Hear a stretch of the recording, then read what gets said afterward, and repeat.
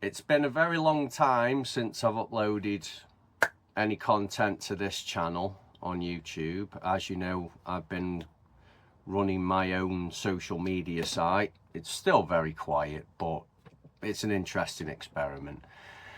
But I decided to start posting here again temporarily. And I thought that today I would make a video about my spiritual beliefs, you know. When I've been doing philosophy and other subjects, this is always hung in the background. You know, I started off with astrology and the occult, and then moved into philosophy, and then I started to read Nick Land, Fanged Numene, and a lot of the CCRU writings, and there's something in those writings that in his works that forever fascinates me. I mean, I've been reading that book for 10 years, you know, and subjects related to what's brought up in there. And I think that what he's got is something that sort of breaks free from philosophy into something that allows you to talk about more unusual subjects. And I think that if you read Land in a certain way, you can strip all the technological acceleration and stuff about capitalism and Marxism, and you know, you can remove those elements from the work, and you can look at concepts like, or notions like, what he calls the outside in a particular way that opens up an interesting dialogue. It opens up some interesting ideas, to me anyway. This is all my these are my personal beliefs, and I'm using a few thinkers in order to formulate what I'm going to say, mainly Spinoza, Alfred North Whitehead, Immanuel Kant, Nick Land, and Hilan Bensusan. So what I've got is a kind of, I'm going to call it a process paganism, which is all about immanence, rhythm, and the outside. So if we start with Spinoza, so Spinoza identifies God with nature. It effectively was saying the same thing, but at the same time, God is more than the sum of the parts of all nature. So this means that God isn't a personal creator standing outside of the universe. God is the infinite reality of which every finite being is an expression, and nothing exists independently of nature, and nothing acts from beyond it. And there's no ultimate division between a sacred creator and a profane creation. So therefore the sacred is not located in another world, and it's not a supernatural layer hidden behind material reality. So we're talking about the depth, power, and inexhaustibility of this world itself, and that's what gives us our first ontology that I'm going to work with. So individual beings are modes of nature, and they're particular ways in which the power of existence is expressed.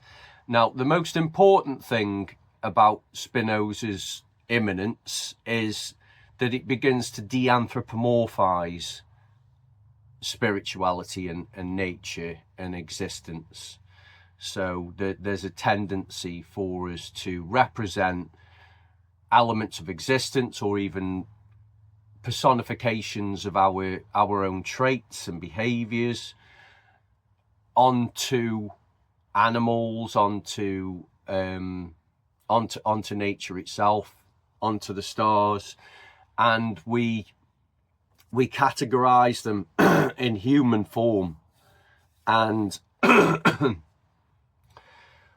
what Spinoza is, one of the consequences of what Spinoza's talking about to me, is that anthropomorphization, that human-centered understanding of divinity, is removed. So you're dealing with nature / God on its own terms, and one where humans aren't at the center of everything as well. So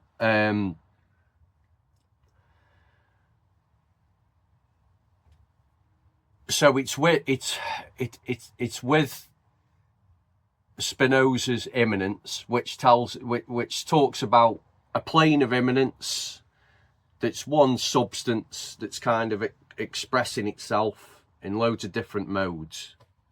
Okay, and that, but substance sounds a bit too static, so that's where Alfred North Whitehead gives us an interesting language which can help us to look at Spinoza in a different way.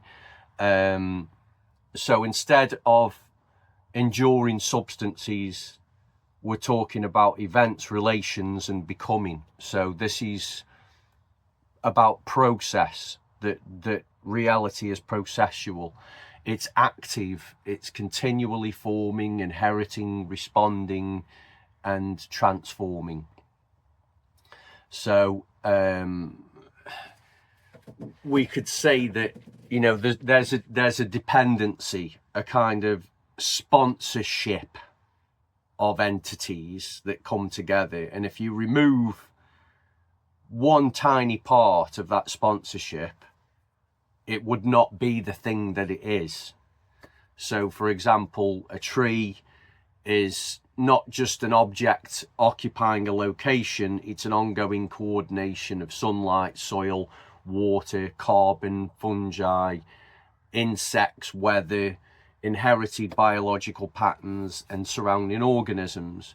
So if you removed all of those elements away from the tree wouldn't be possible for it to exist. So it's, you know, it's that kind of dependent origination. And the other thing that I think makes my view of this is just a side note, that makes my view of paganism slightly different to a lot of neo-paganism that I have been listening to online, and other people's views, is that they tend to have this natural law view that there is always a return to equilibrium, as if that's the baseline state. So whenever there's chaos, we return to equilibrium. This, with process, stability is something that has to be sustained. It's not something it falls back to. There's still a lot of energy involved in stability. So the other consequence of process is that death and decay aren't understood merely just as the negation of life. So it's a process through which existing compositions break down and they become conditions for other forms of existence. So in terms of Nick Land, he asked the question, we do not yet know what death is capable of. So you know, we're not saying that we're not going to experience grief or the violence of death from the perspective of those who undergo it, but it means that no process can be understood entirely from one scale or standpoint, especially just from the human position. So, excuse me. And then this is where we have to talk about rhythms. So this is Hilan Bensusan from Being Up for Grabs. So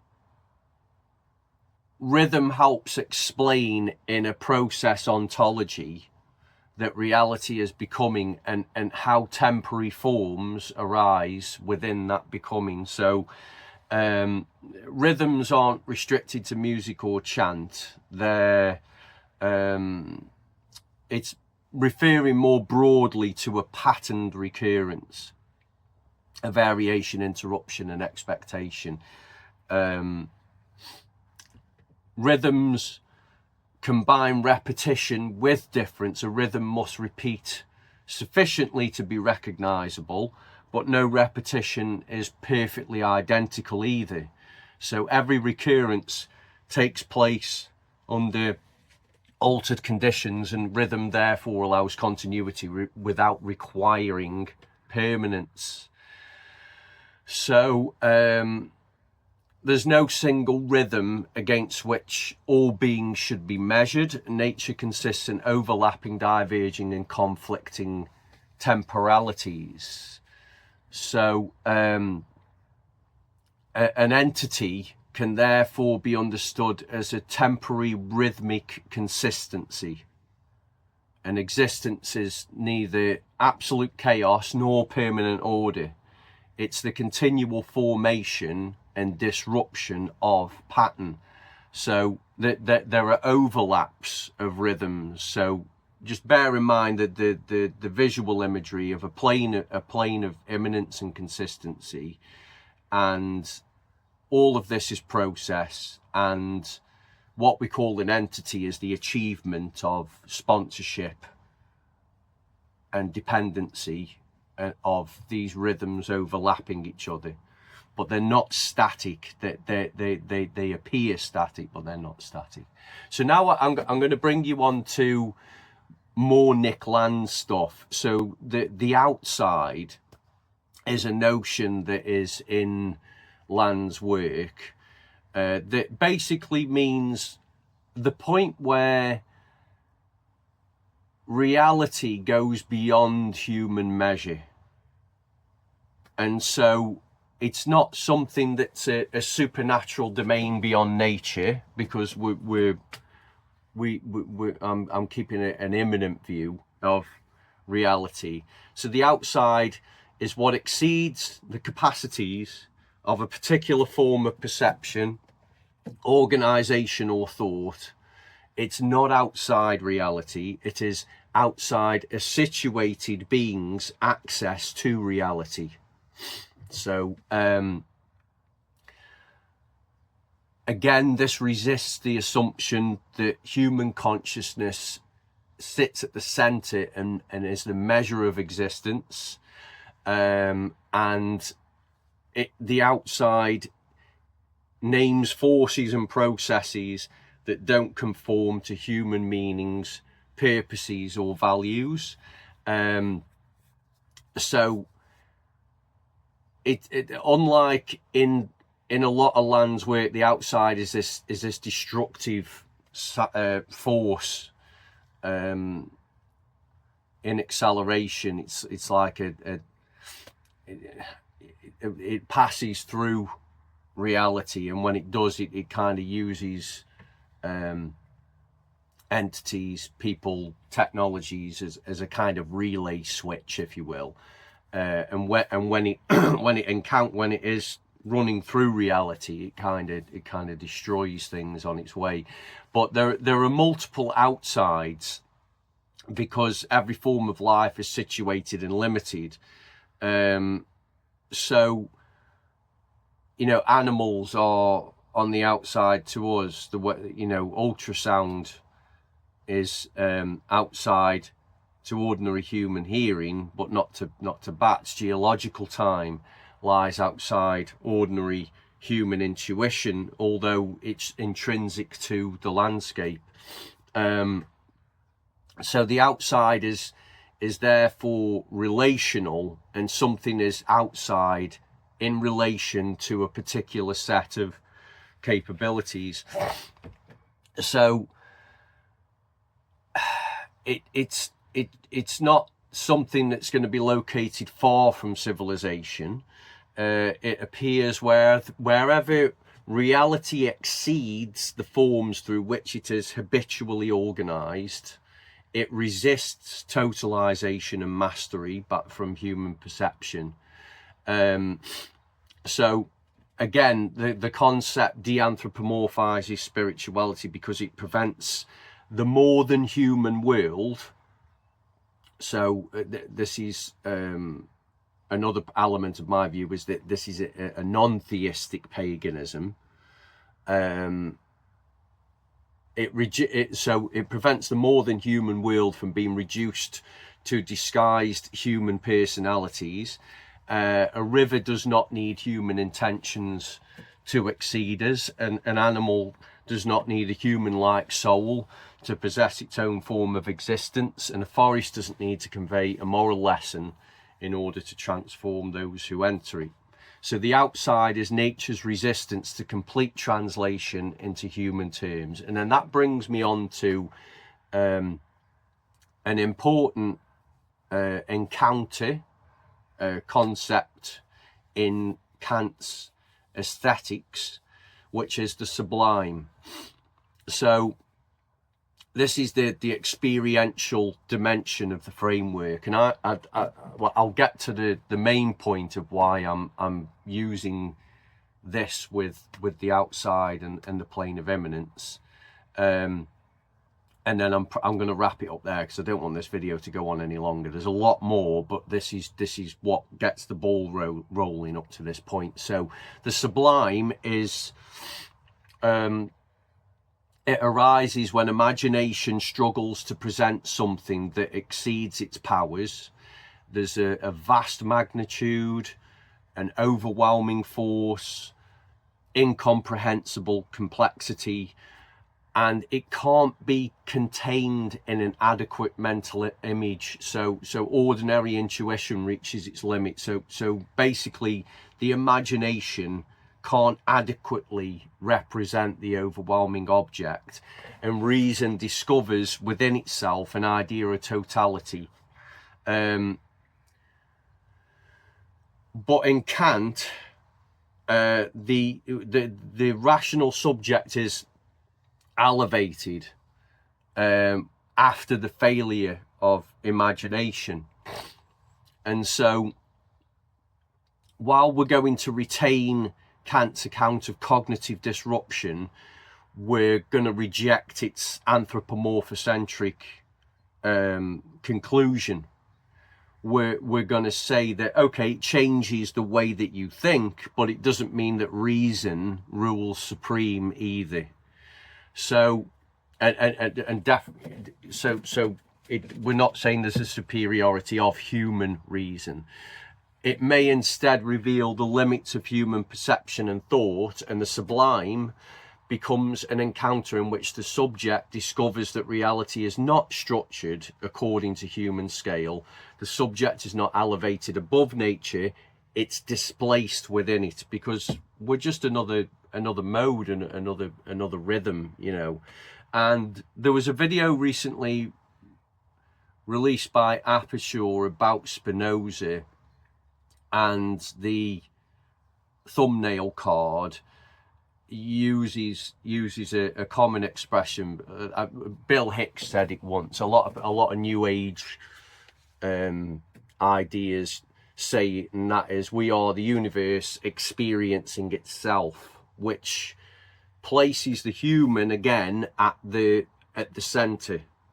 So that it's actually a cliche, really. It's not what is actually going on in Spinoza. It's not what's going on in Whitehead. It's not what's going on in Land. What is happening is the human is shifted from the center. It just becomes another part of the process, but it's not it's not able to fully comprehend reality in any sense.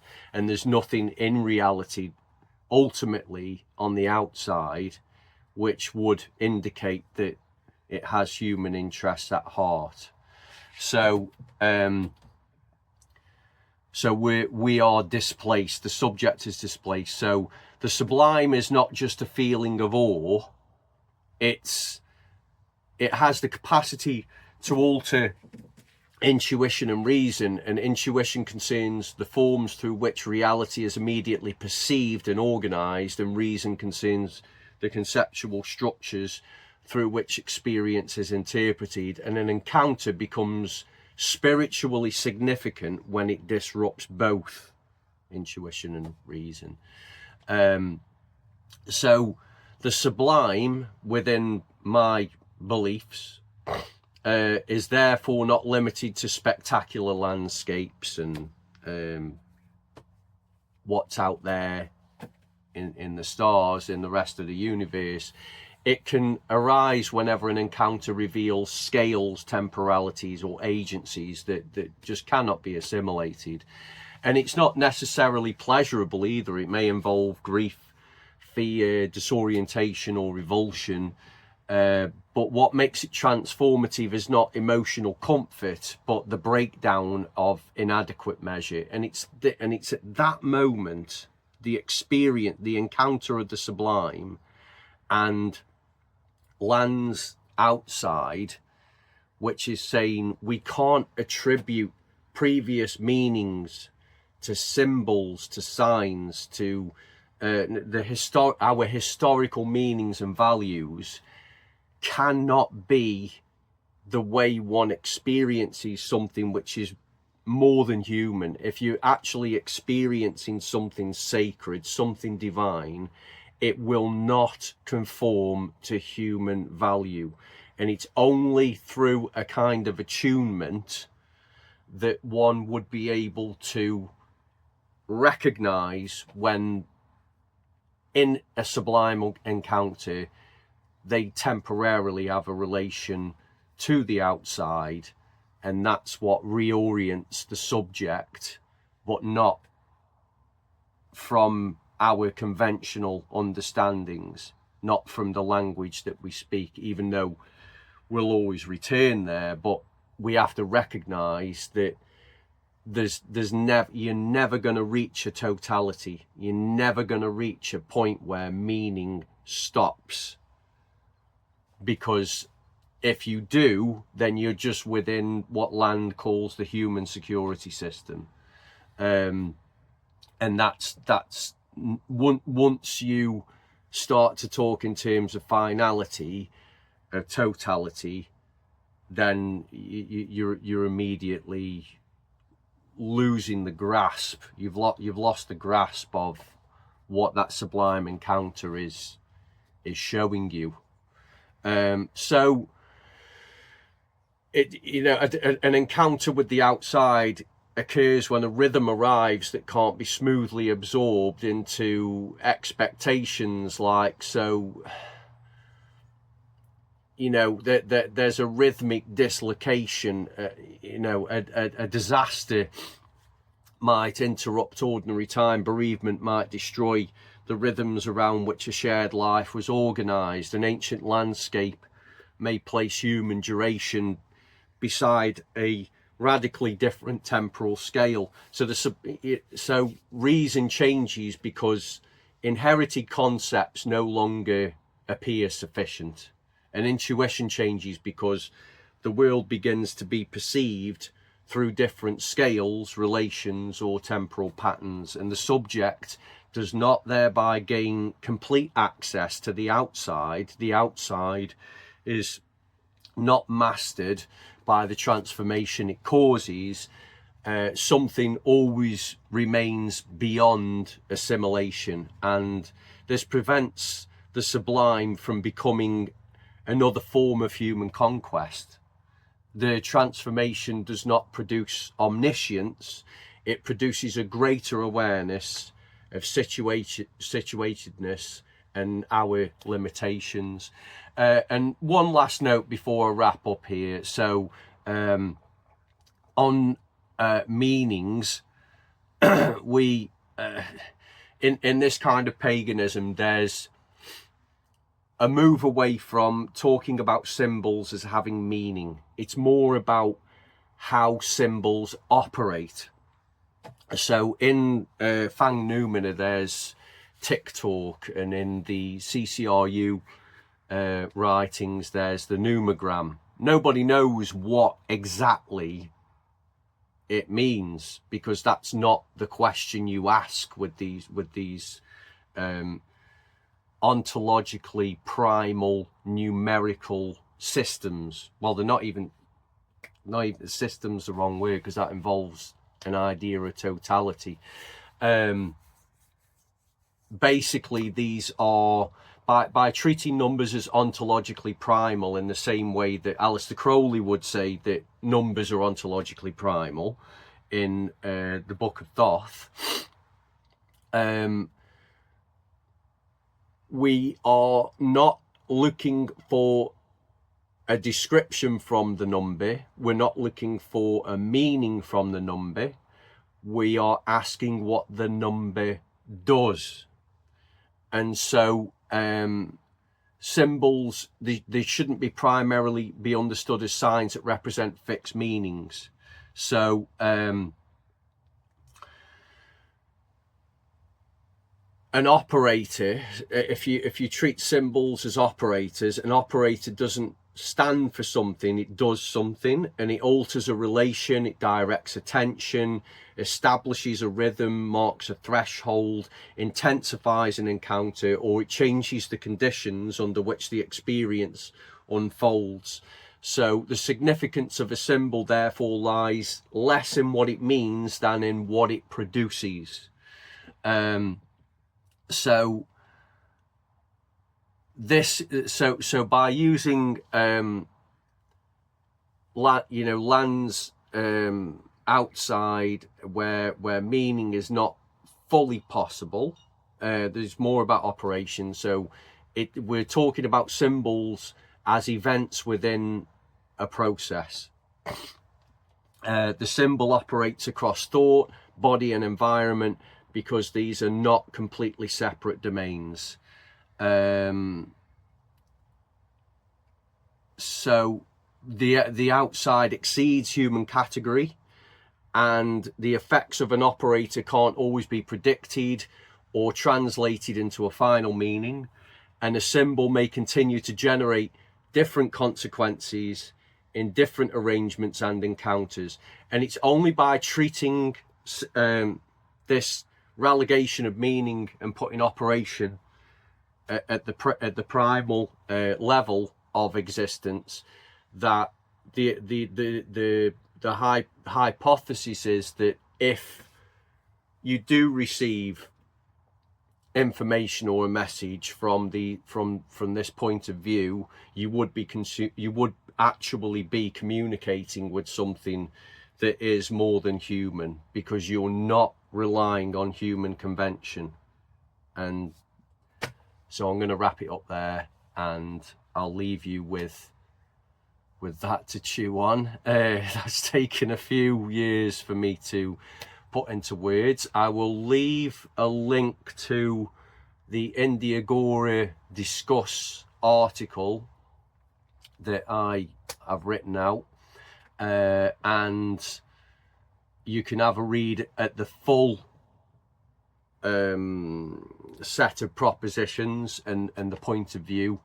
So I'll leave you with this final list, which is that reality is wholly immanent, existence is fundamentally processual and relational, beings are temporary consistencies formed through intersecting rhythms, the outside names what exceeds the capacities and categories of situated beings, the sublime is the transformative disruption through which human intuition and reason are reorganized by the excess, and wildlife consists of more than human worlds that can't be reduced to human symbols or purposes.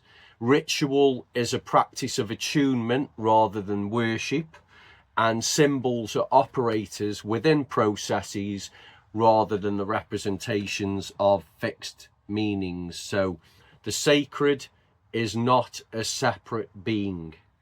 It's the depth of immanent process encountered where human measure breaks down.